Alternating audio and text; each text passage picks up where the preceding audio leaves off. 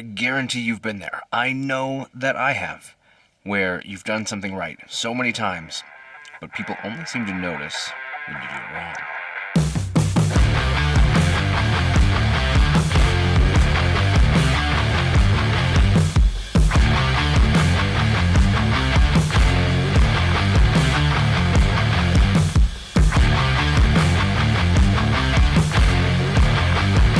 What's up, I'm Ken, this is kenfuTV, and each week I release videos in the martial arts, philosophy, technique, training, that sort of thing. Just the kind of thing you're into. I'm glad that you're here, and today we're going to talk about being a screw-up.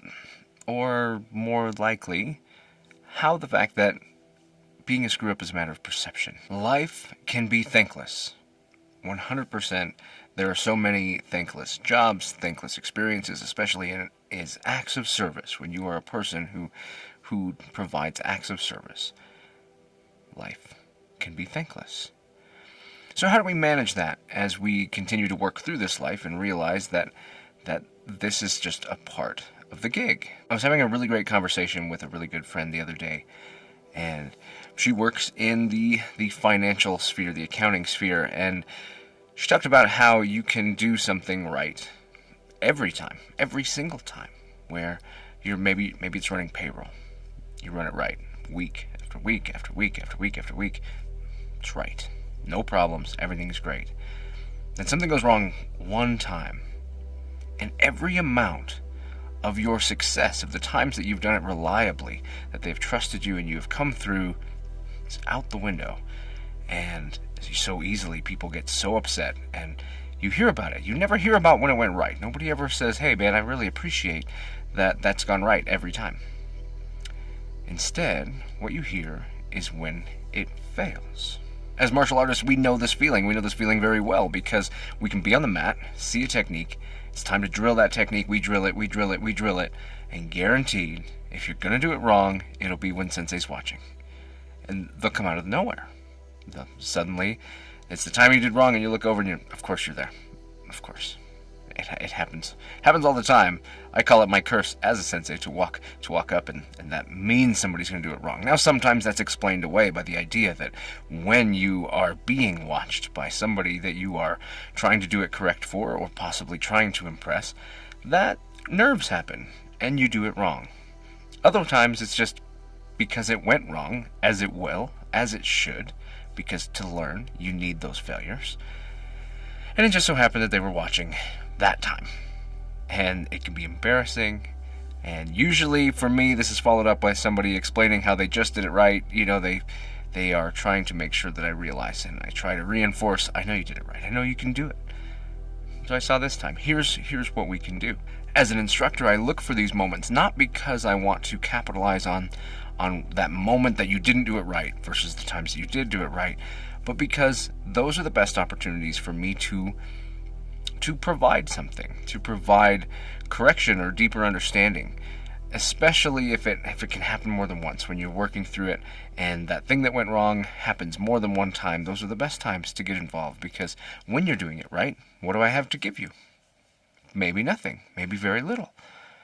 But when something's not going right, it doesn't feel right, the movement's not right, it's not achieving the same result or the result that you're expecting, those are our times as teachers where we can really, really benefit you by being able to provide that feedback, that correction, that critique, that deeper understanding sometimes. Honestly, what I look for is how you handle that. Not just how you handle suddenly having someone watch you do it wrong. It's embarrassing. I get it. Happens to me. Happens to you. It's embarrassing and we deal with it. Honestly, being able to maintain composure while being embarrassed is, I think, a skill. But how you respond to it. Do you respond to that by suddenly needing to fill the room with excuses, reasons why it failed, and to kind of cover up or explain away why it didn't go the way you expected? Or do you get right back to work and try again? Or do you ask for help because maybe that was just a good opportunity that you can say, hey, that didn't go right, what went wrong here? Whatever the case may be, that response is the thing that makes the difference. How you handle those situations. I work in the IT industry, and when we hire, when we sit down and do interviews, very often we get people that part of their measurement of themselves to us is, I can build a computer. And that's okay. We do build computers in my company, so it is a useful skill.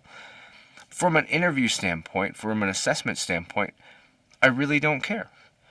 I follow up immediately with, did it work? And very often they want to say yes, and I look for the people who say no, or well, not at first. Because that's what I'm really looking for. I'm looking for somebody who can not just be able to do a thing and have never seen that failure, but a person who has seen the failure, has faced it, and has worked to a resolution. That is worth so much, especially in my industry. Somebody who can take a problem, which is literally my job. You don't call me most of the time if there's not something going wrong. It's not exclusively true, but it's mostly true. How do you face it? What do you do with it? How do you get to a resolution? How do you get to a solution? And sometimes, how did you manage the things that were going on with the people, or the emotions that come when those things happen?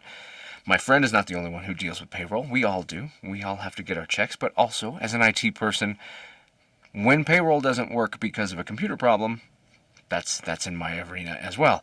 So the stress of knowing that people will not get paid today because of this problem is something that is hard to manage. And so you have to do exactly that. You have to manage it, and you have to maintain a level of calm. You've got to be able to approach the problem and find a way to a solution, or a workaround that gets something handled for now while you work on a deeper solution if the timeline's not working out. But you've got to be able to work through that. You've got to maintain composure and find your way to the solution. Very often you get to the end and there is no thanks for that. It just, oh, cool, great, that's great. Back to work, back to business, back to whatever. The IT industry in specific is one that is not thanked often. It is not one that appreciation for what you do is received much. But hearing about when something goes wrong is often. When I look at a student who's working through technique and they struggle, what I look for is how willing they are to embrace that struggle, to recognize that it's part of what's happening, part of their growth, part of the process, to approach it in some way. Sometimes they want to handle it all on their own. Sometimes they work with their partner and try to get their partner to help them. Sometimes they work with senior students and instructors that are around to try to get it done. And sometimes all the above. And that's really good. That's what you got to have. Honestly, on that list, I would say the person who just tries to figure it out on their own, especially if they're working with a partner and they just kind of shut down and go, and they don't want help, they just want to get it right. I tack that up into stubbornness. When you are like that, when you are being stubborn, you'll get there. I appreciate the resolve of a stubborn person. But very often, the time it takes to get to a solution, or the time it takes to get to a deeper understanding, is significantly longer than had they allowed someone to help and embrace the fact that failure was natural. Life can be thankless. The things that you do and that you do well might go unobserved. And it can be really difficult to work through that and to maintain a positive attitude and a positive outlook and a positive self-image when the only things that you do wrong are the only things that get noticed. In children, we see this often. Sometimes the fact that the thing that they're doing wrong, or the thing that they shouldn't be doing, is getting noticed is what they do because they want to be noticed. So they lash out and they act up because they're looking for attention, because they're not getting attention from a positive place. So they're going to where the attention is, and the attention is when things are wrong. So we've got to pay attention to that. We've got to pay attention to the fact that when somebody is doing something right, it needs attention, it needs recognition, and it needs acknowledgement. I read a really great thing. I shared it on Facebook the other day, this post that one of those word porn kind of situations where it was talking about how it was specifically about children not getting recognition because of the fact that everything's fine. When you do it, it's great. I don't have to worry about you because your performance is great. Your grades are great, so I don't have to worry about that. I'm always focused on the other person, the people in the building who aren't doing good, the people in the kids, the siblings or whatever, whose grades aren't good or who are doing poorly. Just because a person is doing great has great performance, has good grades, doesn't cause problems, doesn't rock the boat. Doesn't mean that they don't need attention, and it doesn't mean that they also don't need improvement. That there's not something there that they want. They probably yearn for that. And that's kind of what this post went into, and I really enjoyed that. This idea is very true. And if we don't work through reinforcing positive things that we see in people, then we are encouraging the negative things we see in people. Or in my case, burnout. Only hearing when things are wrong and riding the stress of when something's not wrong, especially when I don't work for one place, I work for many places. So the stress is coming from many angles at once. Lack of appreciation over a long time can really easily lead to a place where you just don't want to anymore. I look at this in two ways, two things that I think are important and should happen. It's always two. I don't know how we always end up with it's two things. It's polar. It's whatever. But in this case, two things. And first is the self. I need to build the resilience and the understanding and the self-confidence of the times that I do it right. Recognizing and paying attention to the fact that on that bad day, when everybody's upset because I did it wrong for the first time in 5 years, and I take that personally,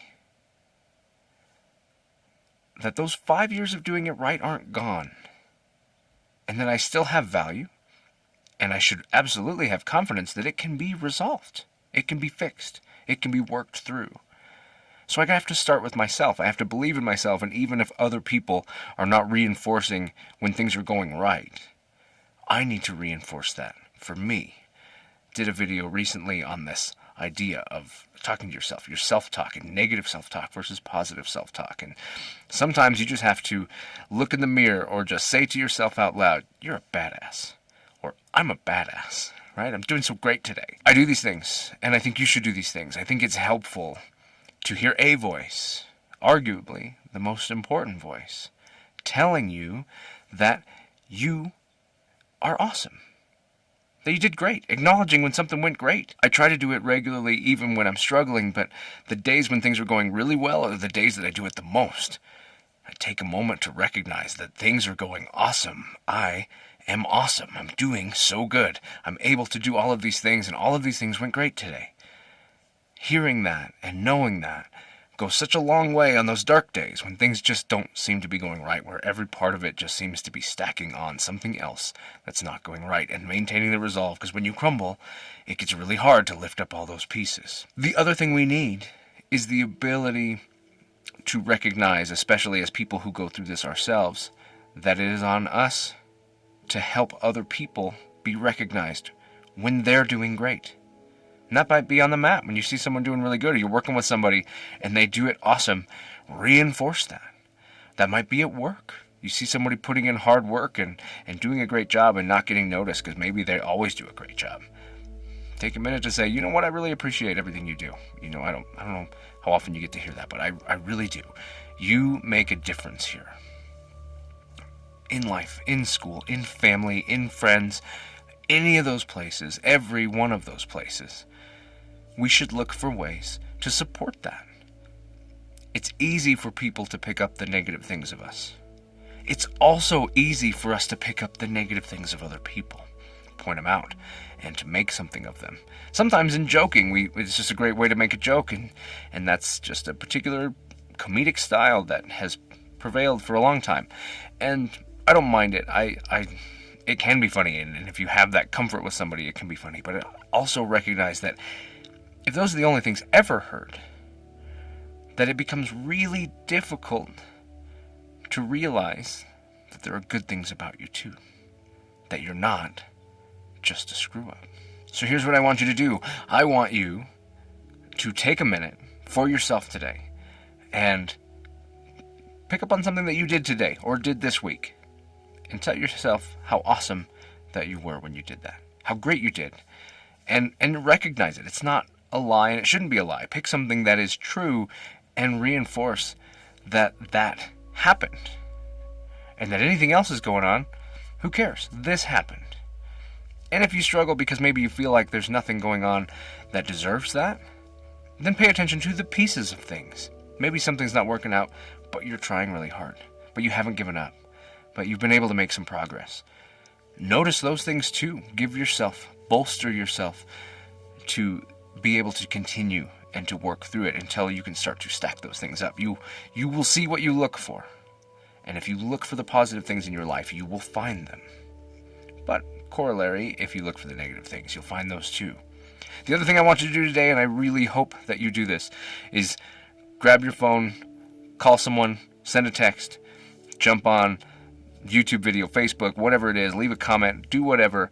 Reach out to somebody you know is doing something well. That's something that just, even if it's not some groundbreaking, earth-shattering thing, but just somebody that you feel like maybe doesn't always get recognized. And just send them a message letting them know that you recognize it, and that you see it, and that you appreciate it, and that maybe they should be proud of what they do. You will never get to understand what that means to someone. But that does not make it not worth doing. And you know what?